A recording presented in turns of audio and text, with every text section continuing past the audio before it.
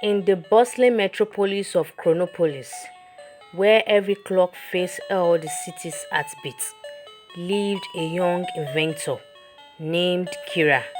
Unlike his clockwork-obsessed peers, Kira was a dreamer, his head filled with fantastical contraptions that defined the rigid timetables of Chronopolis. His latest project, a contraction he called the Time Sifter, promised to unlock the secret of manipulating time itself. Chronopolis was a city of shadows.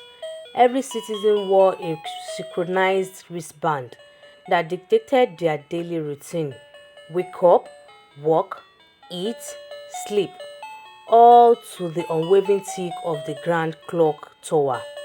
Deviation was frowned upon.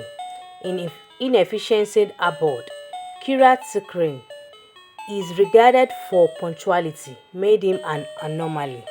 One day, while testing the time shifter in his cluttered workshop, Kira accidentally activated the machine. The room spun, kaleidoscope of colors blurring his vision. When he opened his eyes, he found himself in a particular version of Chronopolis. The streets were deserted, the once vibrant claw face hung frozen, their hands clawed in place, and air silence pervaded the city. A stark contrast to the usual noise of chimes and announcements. Lost and confused, Kira soon encountered a lone figure, an old one, with eyes that seemed to hold the weight of ages. She introduced herself as Anya, the last remaining timekeeper, the one responsible for maintaining the city temporal flow. Anya explained that Kira meddling with the time shifter had disrupted the delicate balance of time in Chronopolis, creating a stagnant world devoid of movement or change.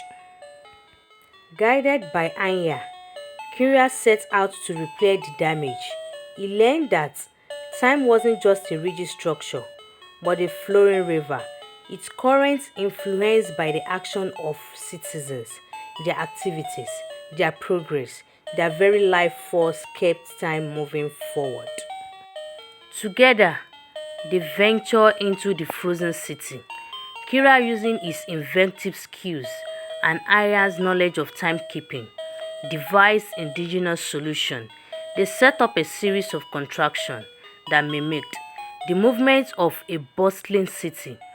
Clockwork begged that peddling imaginary wares.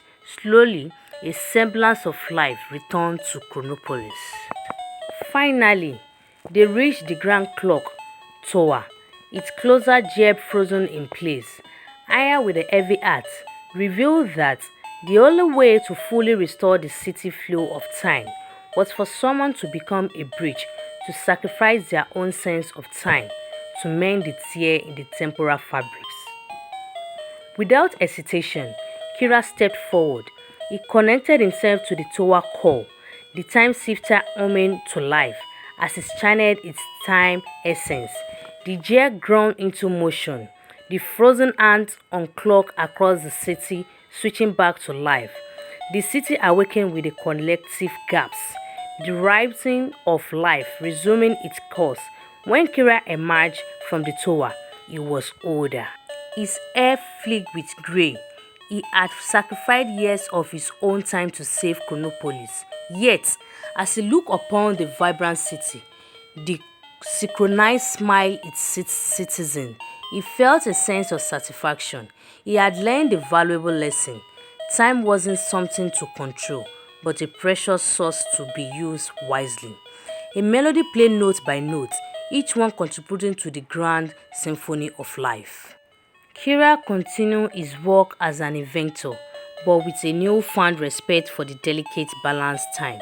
He created tools that help people manage their schedule efficiently, but also encourage them to embrace spontaneity, to carve out movements of wonder and exploration with the rigid structure of Chronopolis.